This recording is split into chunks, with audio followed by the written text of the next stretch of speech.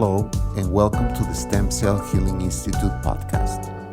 In case you have any questions regarding this program, please write us at info@stemcellhealinginstitute.com. Thank you and enjoy the podcast.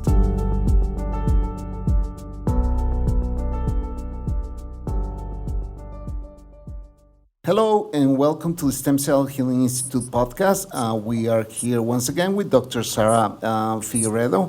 First of all, we want to apologize since we haven't been uploading new podcasts, but we've been extremely busy lately. Thank you for listening and thank you for recommending this podcast. Before going any further, I want to introduce the doctor. Doctor, how are you? I'm good. Thank you, Louise. Yes, I've been doing some traveling, and it's really nice to be back recording these podcasts because we seem to have a lot of listeners and a lot of requests for new podcasts. So it's a pleasure to be back. We have a very interesting topic today. We're going to be talking about Alzheimer's and dementia. Doctor, can you tell us if these two go together? Yes, well, you know what? They're both a form. Alzheimer's is a form of dementia, just slightly a slightly different cause, which is specific to Alzheimer's per se. So both are basically a degeneration of cognitive facets of the brain, and it comes usually with the aging process and also lifestyle. Lifestyle is a really big part of this, and of course genetic factors. So for Alzheimer's, we have seen through brain scans and images, we see amyloid plaques, and these are protein particles that build up in the brain that contribute to the dementia. Now, what is dementia? Again, it's a cognitive decline. So Alzheimer's, as I said, is a form of dementia, and it's a cognitive decline in memory, focus, concentration. That's what we see, and senility, basically senility that comes with many times with old age. You know, we've wondered various different causes of dementia and Alzheimer's, and So, doctor, what are the symptoms that we can actually identify for Alzheimer and dementia in this case? yes. So one of the biggest symptoms is memory loss, where usually it starts with a long-term memory loss, which means short-term memory loss, which means that the patient has more recall of events that occurred years ago. That is one big telltale sign. However, they might remember what they ate yesterday. So that's something, and then it really progresses into the whole spectrum of memory loss, and that's when we have loved ones that can't remember our names, or might have a mother or a father who can't remember our name, and we've been with them all our lives. And so that's one of the biggest is the memory, and it just is so taxing on families, because it's just this deterioration that they're living in someone that they love, and they're living through it, and they're seeing this deterioration of different facets also of the cognitive decline. So the memory is number one. Inability they get to the point to where there are other more physical declines also. So inability to, daily lifestyle type of deficiencies also. And what causes this, can we call it disease? Yes. So I touched on the amyloid plaques in Alzheimer's. That is very characteristic of Alzheimer's, and that can be caused by, and then dementia in general is lifestyle. So with Alzheimer's, we have seen heavy metals that can build up in the body, such as aluminum. That has been proven. So we do heavy metal testing and possible chelation therapies before we do any kind of stem cells in order to remove the heavy metals like the aluminum, mercury, lead, things like that, cadmium, and so that's one cause. And then there's the general sedentary lifestyle has been shown in more recent research. Sedentary lifestyles can cause dementia and Alzheimer's also. And then diet is such a huge part of it also. So lack of fresh and raw fruits and vegetables, which basically results in lack of antioxidants. And so glutathione and um, things like cinnamon and blueberries and the good fats, omega-3s, walnuts, salmon, wild salmon. So all that good stuff you've probably heard in the past, it really does make a difference.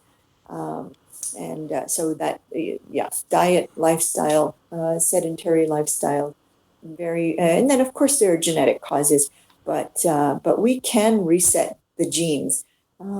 It takes work on our parts, and that's where lifestyle comes in. And the question will be how the stem cells can actually help to get better.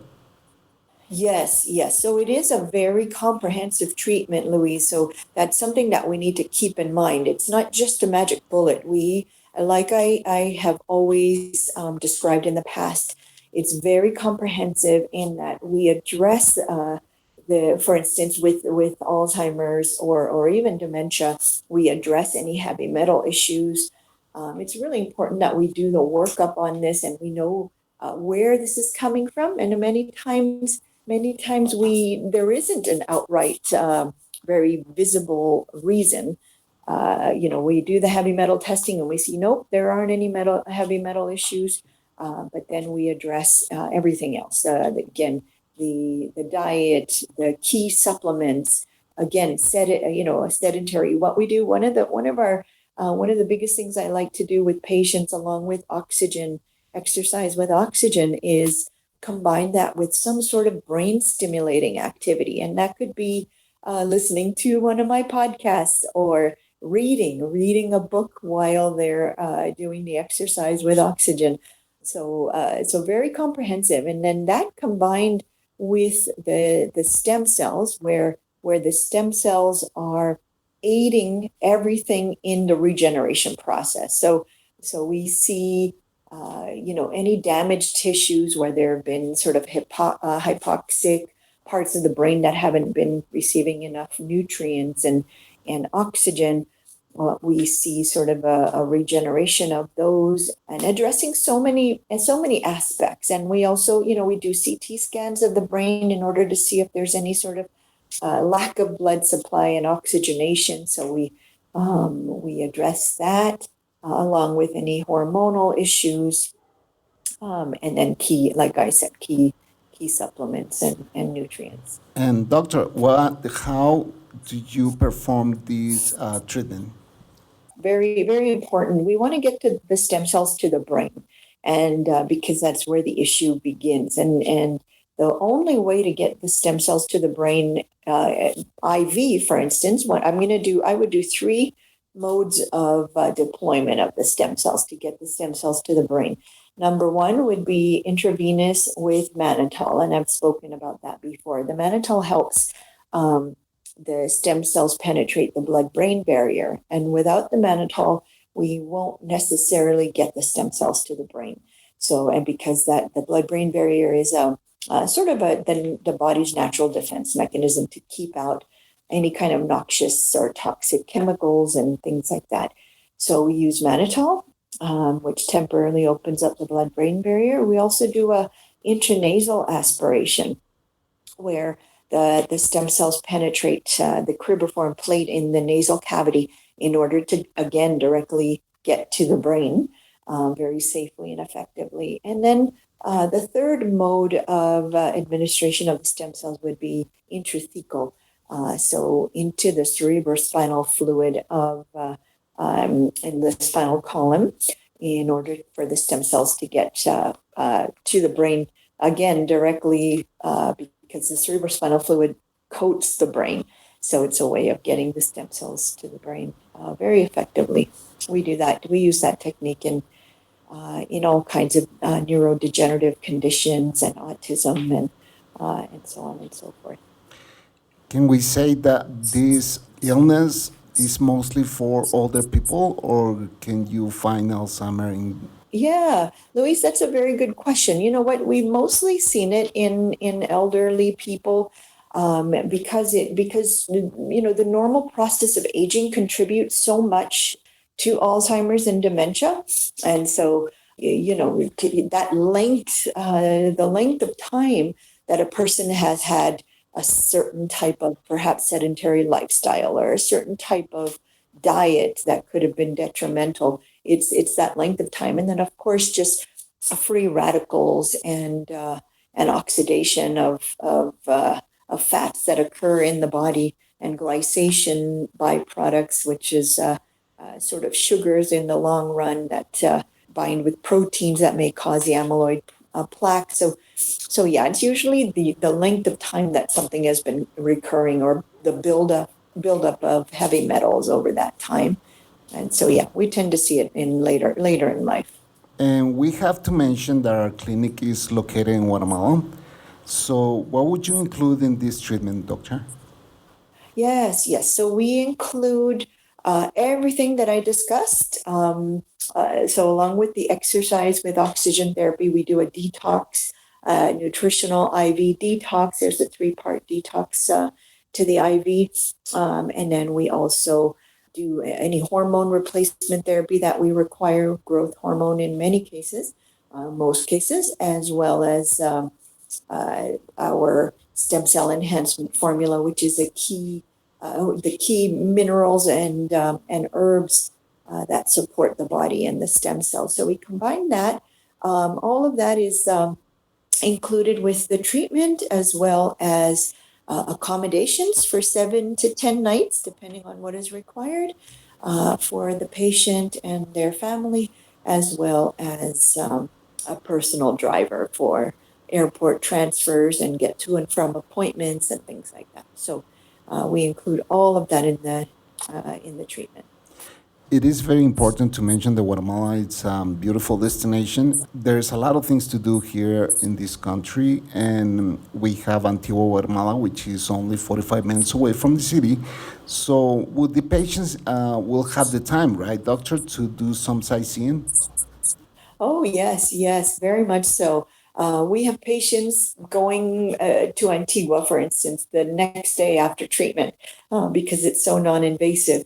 And it's Antigua's beautiful. It's a UNESCO World Heritage site, as well as volcanoes and coffee farms and ruins. And so it's quite a picturesque and very touristic destination place.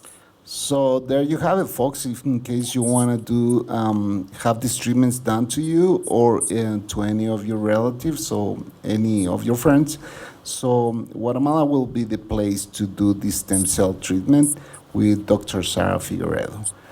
Doctor, is there anything I missed and that you would like to add to this podcast? No, I think we've covered a lot of ground, Luis. Thank you so much. Well, stay tuned. There are more podcasts to come, and we want to thank Dr. Sarah for her time. And please visit our social media. You can find us on Facebook, Instagram, Anchor, where you're listening to this podcast, and also Spotify. In case you want to know more about these treatments, please wait until the end, where we are giving you all the information. Thank you, doctor, and then it's nice to have you back. Thank you, Luis. Thank you so much. You have a wonderful weekend. You too. Bye bye. Bye bye.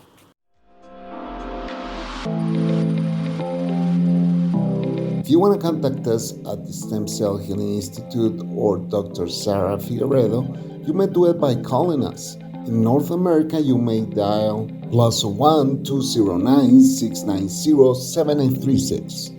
Also, if you want to write us by WhatsApp, you may add plus 502-4220-7297. Please send us an email at info@stemcellhealinginstitute.com. And don't forget to visit our website, stemcellhealinginstitute.com. Also, if you like to recommend our treatments, you may find us on Facebook at Stem Cell Healing Institute. Please follow us on Instagram at StemCellHI. If you want to recommend this podcast, please refer to anchor.fm/stemcellhealing. Also, you may find us with that very same name on Spotify. If you want to watch our videos, please go to Dr. Sarah Figueredo, that is on YouTube. Thank you.